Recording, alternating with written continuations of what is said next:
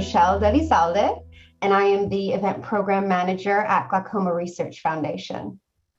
I'd like to take a moment to thank Aerie Pharmaceuticals for their sponsorship of our webinar series and their continued support of glaucoma patients everywhere.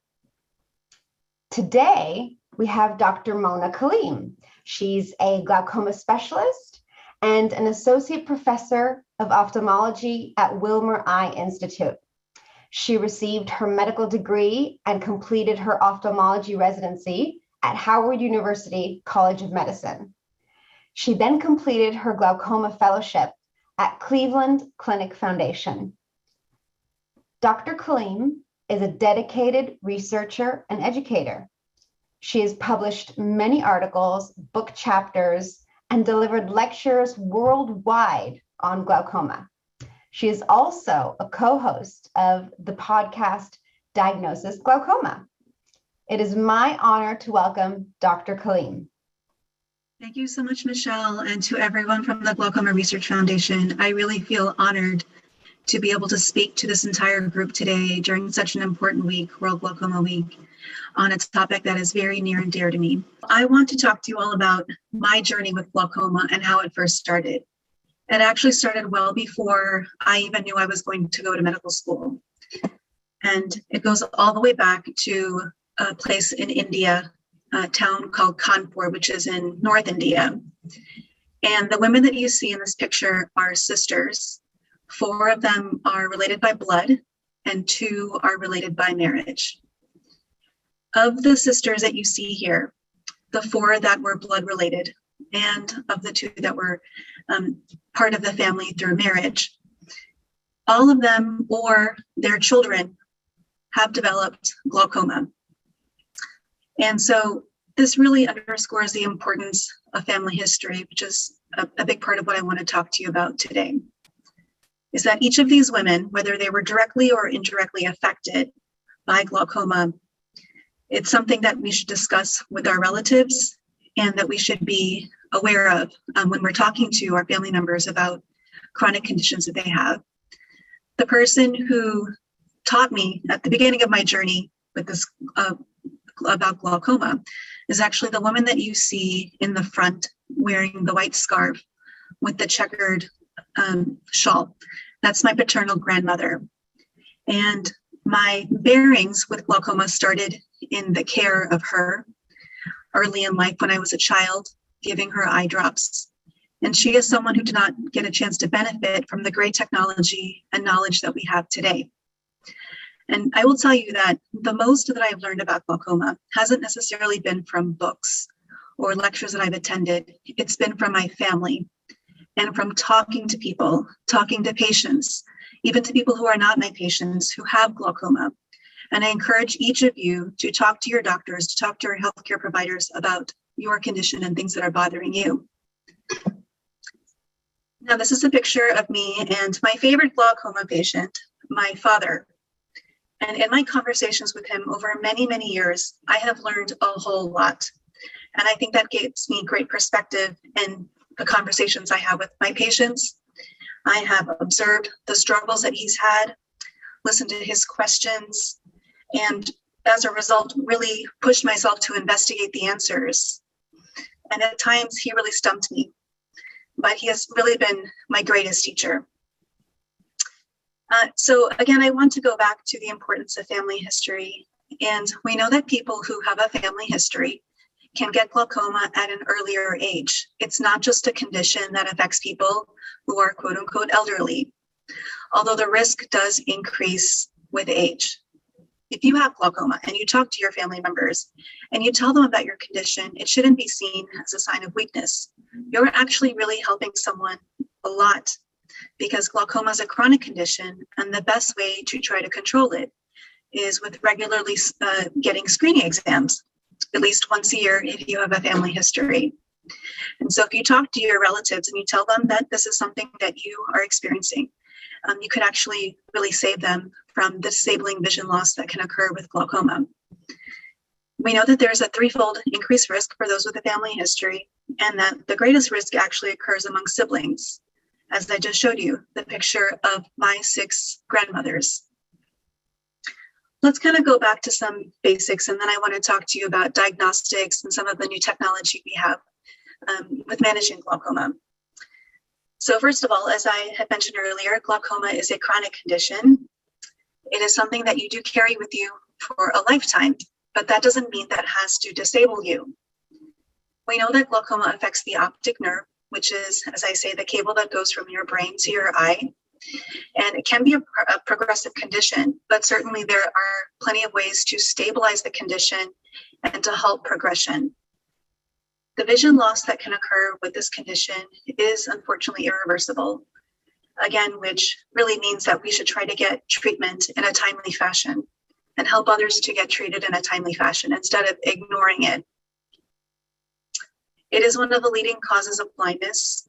And when I say blindness, I don't mean that your vision goes to a dark room. The definition of blindness is actually a lot greater than we think. It can affect your visual acuity, which is how far you can read at distance or even up close. And I'll go into some other ways that people can lose vision over time, besides just reading on the chart. Intraocular pressure is the pressure inside the eye. Some people think that eye pressure is the only cause of glaucoma, but that is not true. And I will explain to you why that's not true. So I want you to try to move away from obsessing over intraocular pressure as the only way to control your glaucoma. However, we know that reducing the eye pressure is the only known modifiable risk factor that we currently have. We're working on figuring out all of the other causes of glaucoma and how to control them. So just be patient with us, doctors and researchers, as we try to investigate all of that and work on the best treatments for you. Other things that we know, in addition to family history, is that there are certain races that have a greater predisposition to developing glaucoma. And this could be any type of glaucoma, angle closure glaucoma, open angle glaucoma, something called pseudoexfoliation glaucoma. And as I mentioned, increasing age is a risk factor, but there are certainly people of all ages who can get glaucoma. Glaucoma is a condition that affects the drainage apparatus of the eye. And so here's a diagram that actually shows that. What I want you to appreciate is the image of the healthy eye versus the eye with glaucoma. Now, what happens, the reason why this condition develops, or what we know right now, is that there is something that is affecting the drainage system of the eye. The filter is just not working as well as it should be. And so even though our eye naturally does produce this substance called aqueous humor, this is the substance that bathes the eye, we want that, but we don't want it to not filter correctly from the eye. And so if the aqueous humor builds up so much, it can cause pressure on the back structure of the eye, which is where the optic nerve sits. So just to kind of go back, the filter is in the front of the eye, but all that pressure can affect structures in the back of the eye. I mentioned earlier that there are different types of vision that we have. And so when I say vision, I don't just mean your ability to read numbers and letters on a chart at distance or even at near. Our vision consists of so many different things, like our peripheral vision, so our side vision. It can also have an impact on contrast sensitivity, which is one's ability to see at different gradients of light, to see at dark. And actually, I have an example here in this slide of different gradients of contrast sensitivity. So a person who has very good contrast can read all the way to the bottom of this chart, but someone who does not may struggle with that. And if you have a hard time with contrast, then you may struggle with reading black print on a white background. You may struggle at night. You might find that your vision is just not as good at night. You have a hard time driving, seeing things. And then, of course, visual acuity, which is your ability to see the numbers and letters at distance or near, which is what we classically think of as our vision. It's that number, and a lot of times doctors will document it as 20/20, 20/40, etc. So that's our visual acuity. Visual acuity is really affected late in disease. And so it's not that you go from, again, seeing all the letters on the chart to seeing nothing and just seeing blackness, and that's how we define vision loss. Vision loss consists of these things that are mentioned above: your effect on the visual field, your peripheral vision, your contrast sensitivity, and also in conversations with my dad, I've actually learned a lot about glare and light sensitivity, and many patients have mentioned it to me also. I was surprised because in medical school, residency, and in my fellowship, these were not things that were necessarily taught to us. But I've learned over time that there are things that can really disable a patient and affect their quality of life. So someone may have 20/20 vision when they read, but they have a lot of glare, and it impacts their ability to drive, or maybe to walk comfortably in a hallway with shiny floors, etc. So I want you to think about all the different components of your vision when we use that word. This chart here, the Paley-Robson contrast sensitivity chart, is really nice. You know, we don't routinely check this in the eye doctor's office, but you can certainly try to check your contrast sensitivity at home. You can look up this chart here and check your vision. You can request it of your doctor also.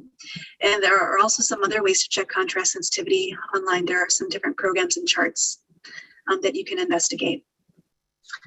This is a diagram that shows visual fields. So when I was talking about peripheral vision, this is how we try to figure out what kind of peripheral vision you have.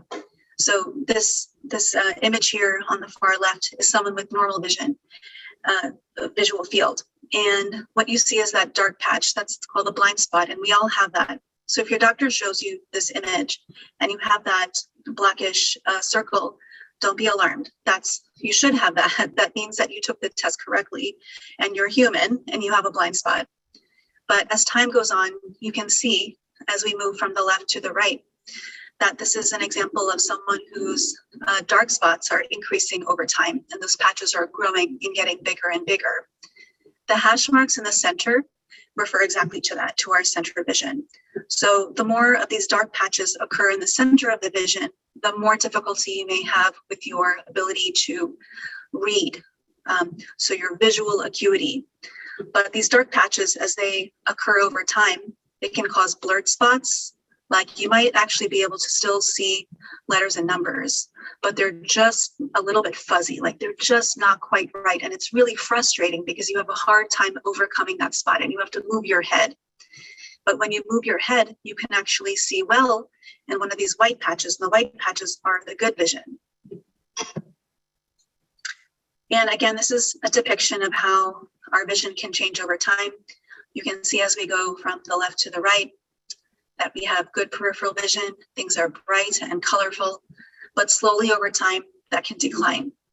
Now, we know that there are other things that can cause a decline in contrast sensitivity, like a cataract. Also, for all of us, as we normally age, we all lose a little bit of contrast sensitivity. So if you were a great night driver when you were in your 30s and you are much older than that now, and you feel like you're having a harder time driving at night, this could be from glaucoma, it could be from a cataract, or it could also be part of the process of life, as we say. But all the same, if you feel that your vision is declining over time, you should definitely get checked. You don't have to have a family history of glaucoma to get it.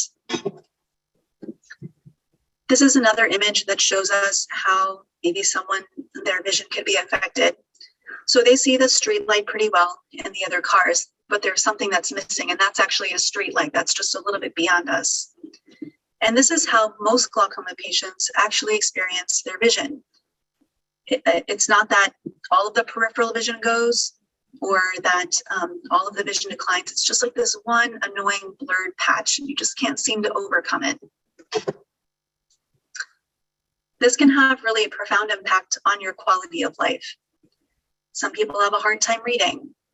And we know that people who have bilateral glaucoma generally read slower than those who don't. And another point I want to make is that it's actually very common for a person with glaucoma to have one eye that's worse than the other. It can be very frustrating. And we're trying to figure out exact mechanisms, but I want you to remember that each eye is like a separate organ. And even though our target eye pressures and our treatments may be very similar for both eyes, they both act a bit independently of each other because they both have independent drainage systems. Other things that can be affected are how comfortable you feel walking and being mobile, being out of your house, driving, whether it's in the day or at night. So again, I brought up the issue of glare. That can really impact someone's ability to drive in the daytime. or when it's raining. It can also impact your ability to drive at night if you have some difficulty with your contrast sensitivity. I actually advise most patients to continue to drive. I think it's important to maintain your level of independence, but perhaps restrict your driving according to your comfort level. It doesn't make sense for you to be driving at times when it's uncomfortable. Why drive when there's super bright sun, or when it's raining, or when it's dark? Why not just not drive or ask someone to drive you? And there's lots of options now for getting around town. In-home activities can be affected, like cooking, maybe decorating your house, feeling comfortable getting up on a ladder or something of that nature, maybe exercising, going for a run. Social interactions can be impacted if you don't feel good about yourself. The more dependent you become, or the less independent you become, it can affect your desire to interact with others. And that certainly can have an impact on your emotional well-being. You should continue to stay positive with your condition. Again, this is a chronic condition. And what we're really trying to focus on right now is how you're going to continue to function and have a good quality of life, given some of the limitations that this condition can cause. Let's talk a little bit about how we diagnose glaucoma. First of all, I recommend take a complete eye exam, and that does include a dilation for almost everyone. There is a condition called angle closure glaucoma. If you have a family history of this, or someone has suspected that you have angle closure, you should actually not get your eyes dilated. But for the rest of us, you should get that complete exam where we check all structures of your eye. Now, if you're at risk for angle closure and you can't have your eyes dilated, that's also okay. There are ways to look at the back of the eye, at the optic nerve, just with our small lenses, and some imaging that I'll show you in just a moment here. If you are suspected of having glaucoma, you should get a visual field test, and this image here actually shows someone getting a visual field test. We should also be getting optic nerve photographs or scans. And this is the gold standard way of checking eye pressure. It's called Goldmann applanation tonometry. It's how we check eye pressure in the office, but it's not the only way to check eye pressure. There are other devices that we can use when we do screenings, like this one, for example. This is called an eye care. There's also something called a tonometer, a tonopen. And with these devices, we can actually carry them by hand. You don't have to be seen in an eye clinic to get an eye pressure check. There are lots of community screenings where we use these devices to check your eye pressure. And I would say overall, they are pretty reliable. But if you have glaucoma, you should really be followed with the Goldmann applanation tonometry over time, since again, that really is the gold standard. But for screening purposes, I would go with one of these devices, one of these handheld devices if available. And I had mentioned scans of the optic nerve. So we're looking at the size of the optic nerve, the structure, how thick the nerve tissue is. And these scans, this one in particular called an OCT, or optical coherence tomography testing, actually gives us a number. It quantifies what's going on with the optic nerve. It tells us what it is at the beginning and the change that occurs over time. And normally the optic nerve does change. There is some age-related change that occurs over time. There's some variability that can occur over years. It's called intertesting variability.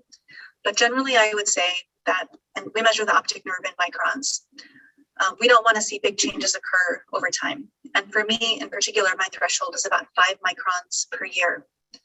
5 microns per year or greater is a signal to me of progression. And there's some discussion in the glaucoma community about what that exact number should be, because 5 microns may not always cut it. There are some people who still progress with less than that, and some people who don't progress, who have 5 or greater. So we're still trying to figure out what that number is. But right now, we try to use that range of about 5 per year. There are lots of treatments for glaucoma. As I mentioned earlier, with the drainage apparatus, there's a problem. And the drainage system is called the trabecular meshwork. There's a crevice here or a corner, and that trabecular meshwork is it's right here where you see these arrows flow. The fluid in our eye is produced in a structure called the ciliary body, and then it normally flows out over our pupil and into the trabecular meshwork. So if there's a blockage or a drainage, or maybe the anatomy of the iris is closing off that trabecular meshwork, then a person can get glaucoma. Their eye pressure can shoot up. And the way we want to target our treatments is by keeping the filter clean. That can be with medications, lasers, and surgery. There are various types of medications. And in addition to these being given as eye drops, and I did want to actually mention some different ways that you can use eye drops before I go on, but sometimes we struggle with using eye drops. It's not that easy to put something in your eye. Sometimes if you try to do it by looking in the mirror, you may not be able to see very well up close. You may not be able to feel the medication go in your eye, like it just goes down your cheek all the time. And it's so frustrating because you run out of your medication before the end of the month, and then what do? There are some different devices that you can try. So this one in the middle here is an auto dropper. You simply put your bottle in that, and it has a little cup on the end which you can put over your eye, and you press the two levers, and that goes ahead and it delivers the eye drop to your eye. And then this device over here on the far right, the tip is made by a company called Nano Dropper. And the idea of that is that it's a very soft, flexible tip. And that can come very close and even potentially touch the eye because it's soft, although we don't want to try to touch our eye with the bottle tip. But this can also be used as a delivery of your eye drops. So these are different devices that I recommend to the patients that I see, because I do have a lot of people who tell me that the drops just don't go in their eye. They seem to fall out. In the new front of technology, there is actually a way to inject glaucoma medications into the eye. It's really come about just very recently. Not all glaucoma doctors are doing it, but you can investigate ways, you can look up online which doctors are doing the injectable glaucoma medications, but certainly this is something that we as a community talk about. And if you are seeing a glaucoma specialist, if they're not doing the injectable medications, surely they know one of their colleagues who is. And this is something where you may not need to use eye drops every day. You can have an injection done maybe every 6 months or at a certain time interval. And that would potentially save you from, again, having the drops drip out of your eye or suffering from the side effects that we have when we take eye drops, like, the skin reactions that can occur, the redness of the eye, the dry eye. Let's also talk about laser treatments. So these are now considered first-line treatments. Generally, we think of medications, lasers, and surgery as the various lines of treatment, first, second, and third. But we know, according to evidence that's come out in the last few years, that having a laser treatment to your eye can be just as effective as medications. And a nice thing about laser treatment is that you may not need to use eye drops, and again, not suffer from those issues that you have with eye drops. And here in the United States, most of the time this is covered by insurance. It's not anything that's brand new. This laser has been around for a while. It's called selective laser trabeculoplasty. And all glaucoma specialists are trained in this. In fact, every person who does an ophthalmology residency in the United States is trained in how to do a selective laser trabeculoplasty treatment. What the laser does is it uses light to clean the filter of the eye. So medications are using chemicals to do that, but again, laser is using light to clean the filter. This is a different kind of a laser. It actually reduces the production of the ciliary body, which again is that gland that produces the fluid in the eye. And these treatments can be done in the clinic or they can be done in surgery. The laser that I just mentioned, the SLT or selective laser trabeculoplasty, is generally done in clinic. It's not considered a surgical operation per se. And it's done at a slit lamp, which is the microscope we use in the clinic. Whereas this type of a laser is a little bit different. It uses a probe that touches the eye. And this can be done in the office in a minor procedure room, or it can be done in the operating room. I personally like to do this procedure in the operating room because it does hurt more. It feels like you're getting burned. And so I don't want any of my patients to have any discomfort when I'm doing procedures on them. I give them IV medication in the operating room. This treatment lasts for about 5 minutes. but when everyone wakes up, they're generally comfortable because they were totally asleep for the treatment. This laser is called diode laser, transscleral diode laser, or micropulse treatment. The gold standard operation for glaucoma is the trabeculectomy. It is the most withstanding surgery. It's been around. It's not necessarily the oldest glaucoma surgery, but it's the oldest, most successful surgery. And in the hands of a good surgeon, this has a very good outcome. Nothing is without risk. There are benefits and risks to everything we do, and not everyone can have a trabeculectomy. So if you see your doctor and they don't recommend this, there's a reason why. It's a very delicate and fine surgery. It's a good surgery, but again, a person has to really be a good candidate for it. There are other ones that are excellent, like where we implant a tube in the eye. With a trabeculectomy, nothing's getting implanted in your eye, so nothing to worry about with that. But with these tube shunts, we're actually implanting this device, which has a plate and then like a tube. And sometimes when I'm describing this to people, I say it's kind of like an elephant's head with the ears, and the ears I sew onto the white underskin of the eye, and then the trunk or the tube I thread into the anterior chamber, which is that front chamber of the eye where all the fluid is building up. Now this tube shunt is covered, so it's not going to be visible. It's going to be covered by the white skin of the eye, which is called the conjunctiva. And it's generally implanted between the eye muscles and far away, so that again, no one's going to see it. But this is a very good surgery. And between the trabeculectomy and the aqueous tube shunt, the outcomes are generally very good because they're more delicate surgeries. They do take a little bit longer to heal, but they lower the eye pressure the most. We now have minimally invasive glaucoma surgeries. These are very nice, but not everyone is a candidate for them. I would say that if you're someone with mild or moderate disease, and some people with severe disease, some can have the minimally invasive glaucoma surgeries. There are lots of different kinds. There's some where we simply use a blade to open the drainage canal of the eye. There's ones where we implant some kind of a device. And there's other ones where it's almost like a tube shunt in the sense that we're implanting something between the white underskin of the eye and the anterior chamber. This one, it's a very thin, almost like a noodle, like a vermicelli noodle is what I say. It's not as thick as that aqueous tube shunt that I showed the picture of earlier. But these are all different types of minimally invasive glaucoma surgery. Let's go back to the definition of glaucoma. So probably many of you think a lot about your intraocular pressure, and you focus very much on if that's too high. So we're actually working on all the mechanisms of things that cause glaucoma. We don't know what all of them are right now. As I mentioned earlier, the only known modifiable risk factor for glaucoma at this time is to try to reduce the eye pressure. But there are other things that we think can damage the optic nerve, like when there's oxidative stress or when there's a problem with the blood flow nourishing the optic nerve. And so if you think about these different mechanisms, it will help you to understand why there might potentially be a role for other things. So integrative medicine. I don't want you to think about alternative medicine to glaucoma treatment because the medications that your doctor is prescribing or the surgeries that they're recommending for you are really going to, again, be your gold standard, and you should not move away from those things. But there are other things you can try to do in your life that can potentially help you. So if we go back to the idea that there could be oxidative stress or blood flow problems to the optic nerve, it makes sense that your diet and lifestyle can impact your glaucoma.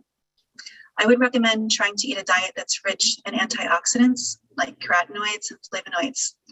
You can get these if you eat lots of fruit, green leafy vegetables, cruciferous vegetables, which are things like cauliflower, broccoli, also drinking hot caffeinated tea. There's been evidence that shows that people who drink hot caffeinated tea have potentially a lower risk of glaucoma.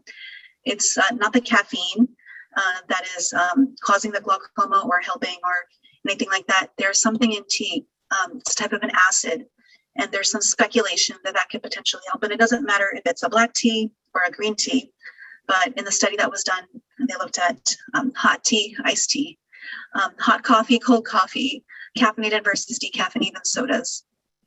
So I tell my patients that if you can drink hot caffeinated tea, that's nice, but don't overdo anything. Okay, everything should be done in moderation. Diets that are rich in omega-3 fatty acids are also very good. Omega-3 fatty acids you can find in things like fish oil, walnuts, flaxseed. A lot of people say the Mediterranean diet, and the Mediterranean diet is very good for people who are at risk for something called macular degeneration, which is different from glaucoma, but we're working on figuring out what factors in those types of diets can generally help our eyes. It's best to avoid a very heavy caffeine intake. And when I say heavy caffeine intake, I'm talking about people who drink like 4 or 5 cups of coffee a day. That's not really a good idea. There has been some evidence that's shown that very heavy caffeine drinkers do have a slightly elevated eye pressure and maybe a slightly greater risk for progression of their glaucoma than those who do not. I want to really get the point across to all of you that you should be eating a nutritious diet. Instead of trying to pop more pills, so take lots of vitamins, you should try to get these things in your diet. So these are things you should be eating, and do everything in moderation. If you just sit there and only eat green leafy vegetables or only drink hot caffeinated tea, you're not helping yourself. So do everything, incorporate it within your diet, your normal diet. What about lifestyle and how we can try to modify our risk for glaucoma and progression? Aerobic exercise is recommended, 30 to 45 minutes per day if you can do 3 to 4 times per week. There has been quite a bit of work that's done that's shown that people who exercise do well. We've looked at studies of runners and glaucoma. We've also looked at people who walk. We know that people who walk more steps in a day, their glaucoma tends to be more controlled than people who are more sedentary. And there's great work on this. Some of it has been done actually at Johns Hopkins by our division chief, Dr. Pradeep Ramlu. I do recommend looking at his work amongst the great work of many others in our field. So more steps that you take per day could mean slower progression of your visual field. You want to avoid exercises where you're holding your breath. So that's like heavy weightlifting. You know, you see like bodybuilders who are really huffing and puffing. That you don't really need to do, okay? So just as I said, moderate exercise is good. Meditation, we're looking a lot of work at meditation right now. Again, some of that work is even being done at Johns Hopkins and in other countries, such as in India. We know that something called pranayama breathing exercises, which is alternate nostril breathing, can in fact help to regulate our blood flow and may regulate the blood flow to the optic nerve. You want to avoid any kind of exercises where your head is down for a long time. I think yoga is great. I practice yoga. And so I'm not telling you, and no one should tell you to not do yoga, but you should avoid those positions like downward dog, where your head is down below your heart for a prolonged period of time. So if you do a downward dog for 30 seconds, 1 minute, that is okay. But it's really that where you're down for a long time. And you can certainly modify your yoga positions. Instead of doing downward dog, maybe you could just be on your knees, and so think about the different modifications that your instructors recommend. There has again been work that's shown that meditation, regular practice of meditation, can in fact help those with glaucoma. We know that when people feel more relaxed, there's a reduction of inflammatory markers in our body. Our blood flow is generally better. And there could potentially be a role to, in addition to lowering the intraocular pressure, to slow the progression of glaucoma based on some of those other things I mentioned, like the oxidative stress and the blood flow problems. It's very important to create a partnership with your doctors and all of your providers. Don't assume that we know. We don't spend a lot of time in medical school talking to patients. And so be patient with us also. When you go to see your doctor, do tell them what issues you're having. Don't assume that we know. And if you have a relationship with your doctor, it'll make your overall care over time much better. If they know what you're feeling, and if you can talk to them about potential resources. If they themselves don't know about resources, they can point towards you. I have a list of ones that I'm going to show you. But the more your doctors know about you as a person, and how your quality of life is and how you're living, the more they can make recommendations. Other things that you can do are, again, since glaucoma is a chronic condition, we need to maximize our functionality. We need to live our lives. We need to live our best life, in fact. And so think about doing things like instead of getting frustrated because things aren't bright enough, do things to make things brighter in your home. There's something that one of my favorite patients told me about. It's something where you put around your neck, and it has lights on either end. And this is something she just bought online. She had seen someone who was doing work in her house, a plumber, using that. And so it's a neck light, actually. And she uses that when she's reading books, and she walks around the house with that. It can help to illuminate perhaps steps when you're walking, or again, doing things like reading, cooking, etc. It's actually pretty light. I bought one of those for my dad, and he likes it. Think about making things bigger. So don't get frustrated if things look so small.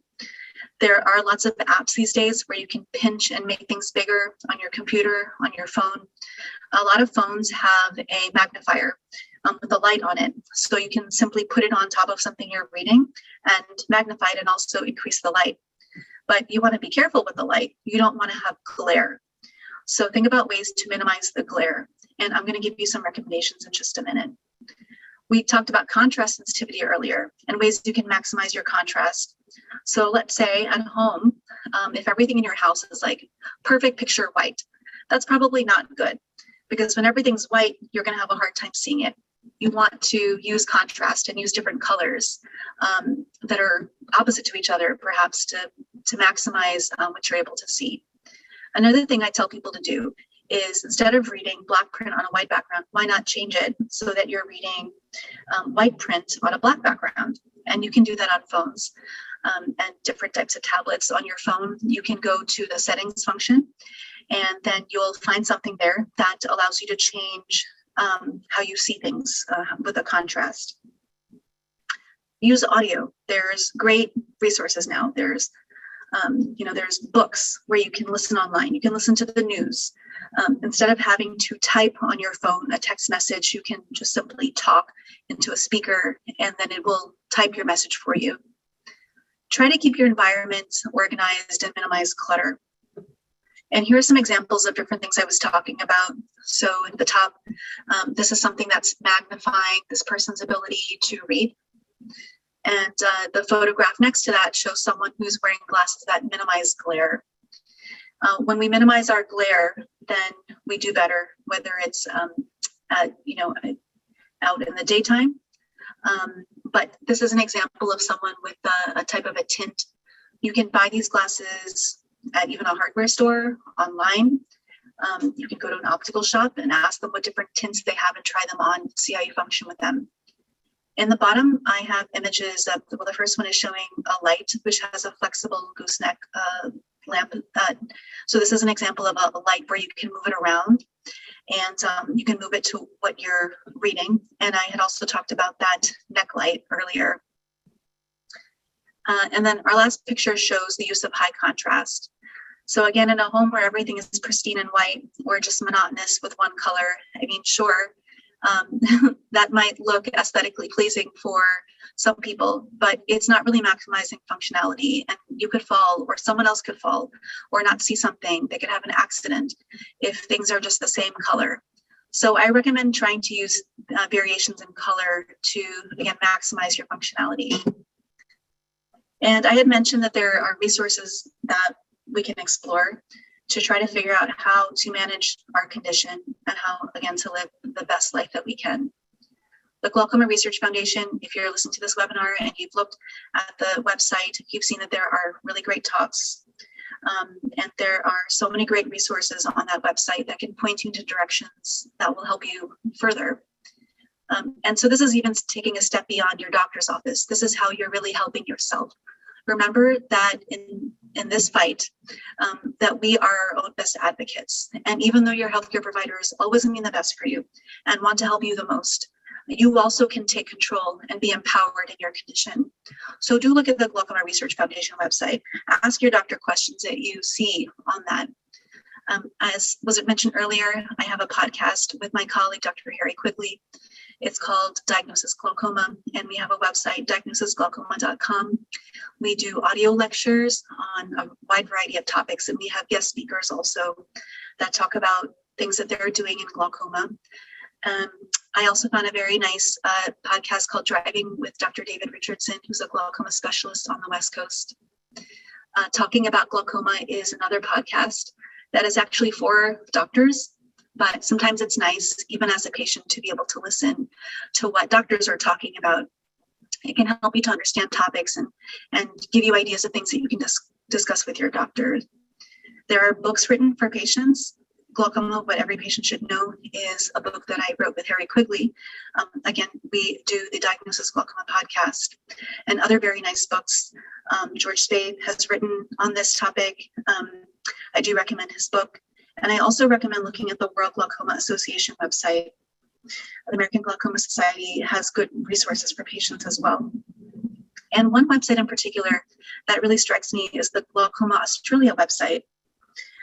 In one of the roles that I have, I'm on a patient care committee for the American Glaucoma Society.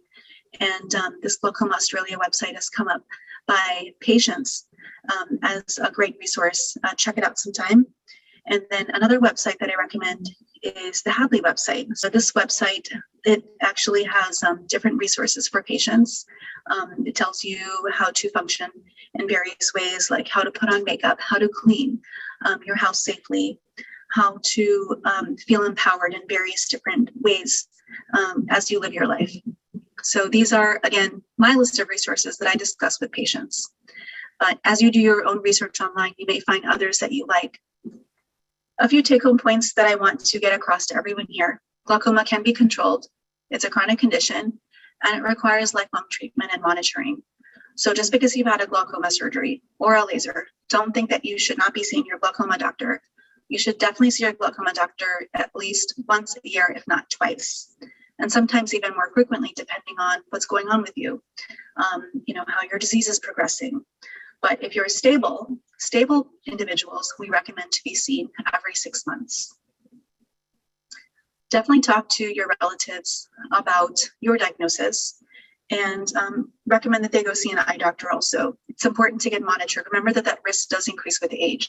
So if you have a child or a relative that's in their 30s or 40s, and they're going to see their eye doctor every year and nothing's happening, well, that's okay.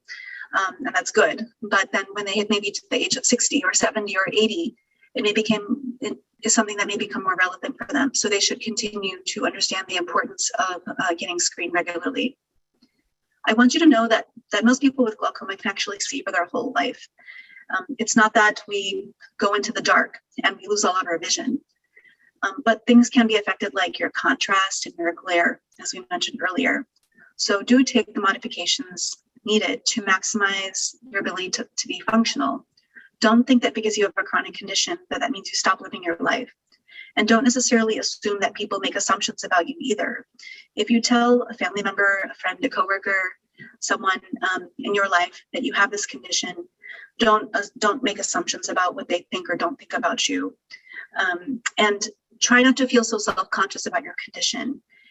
Do things that will improve how you can live instead of just feeling sad. And I know that it's very easy to not feel good when you have a chronic condition, and to know that it's something that isn't necessarily at a stage where it's completely curable, but it's something that's treatable. There are a lot of different treatment options, and talk to your healthcare providers about which one may be best for you. If you're having a hard time with eye drops, you don't have to suffer with that. You can have a laser treatment, or you can have a surgery potentially.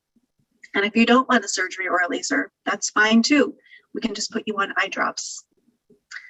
Right now, we know that lowering the eye pressure is the main treatment, but think about things like your diet and your lifestyle. Again, you're trying to maintain a good quality of life, and those are all things that are part of it. We know that people who feel good about themselves, who eat well, and to engage in regular exercise generally have a better prognosis in all things, not just with eye conditions and glaucoma, but other things like cancer or other chronic conditions.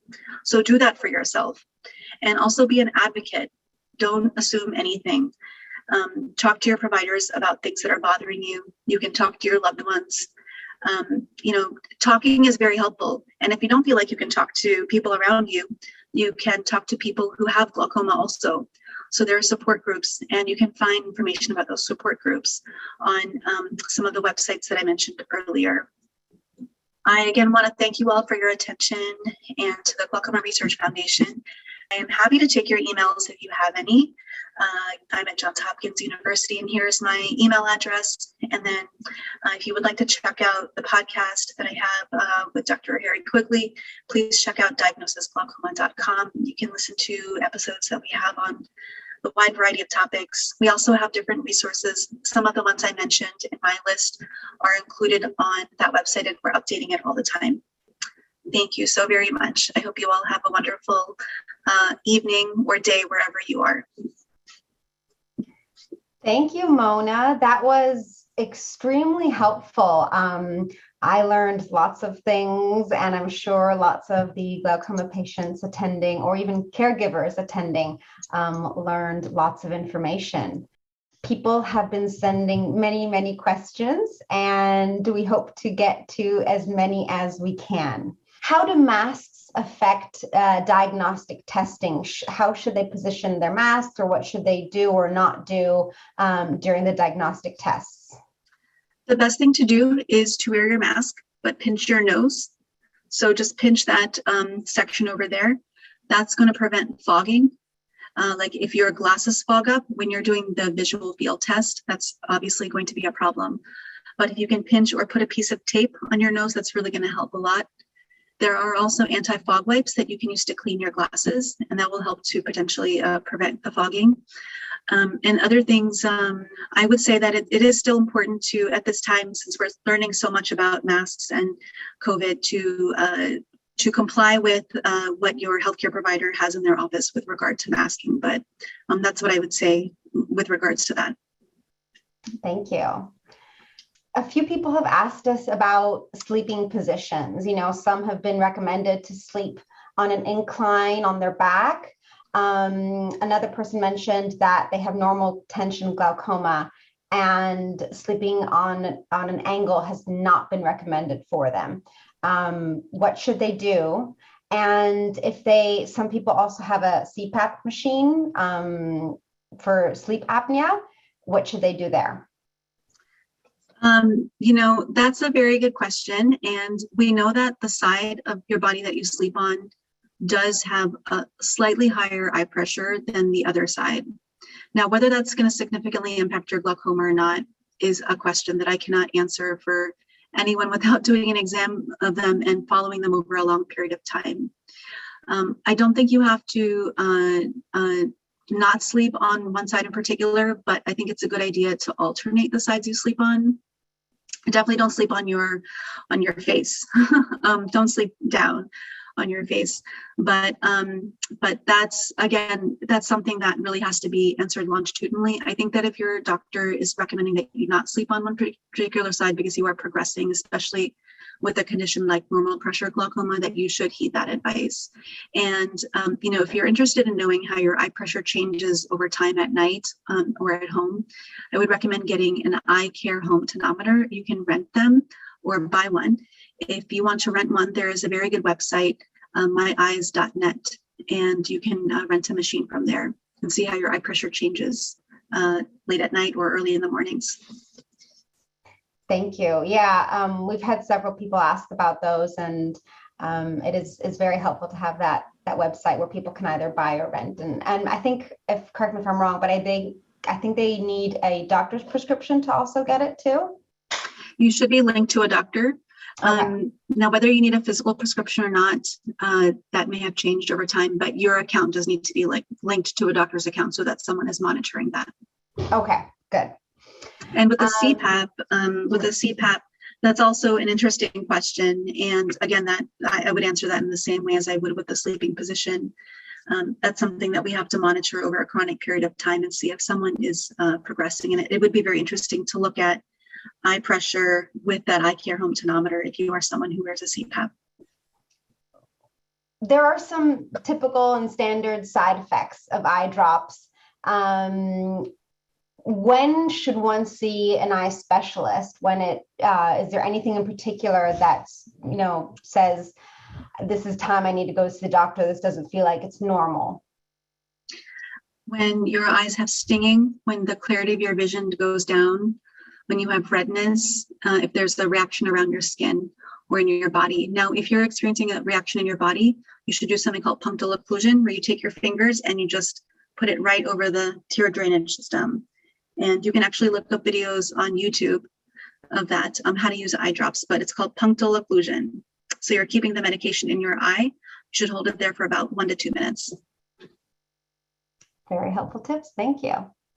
And, you know, some of the people are resuming travel and things like that. And with time differences, what should they do with their eye drops? Should they change their schedule and adapt to the new time? Should they maintain it from their original time zone? What should they do there? As long as you're trying to use your drops as consistently as possible, that's good. Now, if you're traveling and you have to vary the timings of your medication use, that's just fine. It shouldn't have a major impact. The things that have major impacts are if you're non-compliant over a long period of time, not the just one day to the next type of a thing. Yeah. I have a question here about SLT. Does it have to be repeated at a later date, or is it a once and done? Some people have the laser trabeculoplasty and they never need any treatment again. It lasts for them forever. But what I can tell you, what's been published in the literature, is that it generally lasts anywhere from 1 year to 10 years. It can be repeated because the laser doesn't cause any damage or harm to the eyes. And we don't know how many times it can be treated. We're actually putting together a study to try to figure that out. But I would say that if it hasn't worked for you the first time, it's still safe to try it a second time. If it doesn't work a second time, you could try it a third time. But if it doesn't work after 3 times, I don't think it's going to work for you. That is very true. Sometimes patients have difficulties talking to their doctors or communicating with their doctors. Do you have any tips for them? And you know, I know sometimes they should bring a list of questions or things like that, but sometimes patients might feel rushed by the doctor and they just, you know, are embarrassed to ask questions. What should they do in those cases? That's a very big problem. And just as patients are frustrated by that, doctors are very frustrated because we're asked to see a lot of people in a short amount of time, and we don't get to spend as much time with people as we want. So what I would recommend to you in that situation is when you get checked into the office, a technician or someone is working you up, you can actually express your issues to that person because it will get documented in your chart. And that person, if they're working in an eye office, may actually be able to make their own recommendations. Just as I said, I've learned a lot from patients. I know that patients talk and technicians talk to patients, and they've taught me things. So you may actually learn quite a lot from the front desk staff or the technicians at the doctor's office, if not the actual doctor. Thank you. Thank you, Mona. This has been extremely helpful. I know we had more questions coming in, and there is just so much information to give all of you. Mona, you've done an amazing job. Thank you again. And thank you to all our participants for your interest and your support.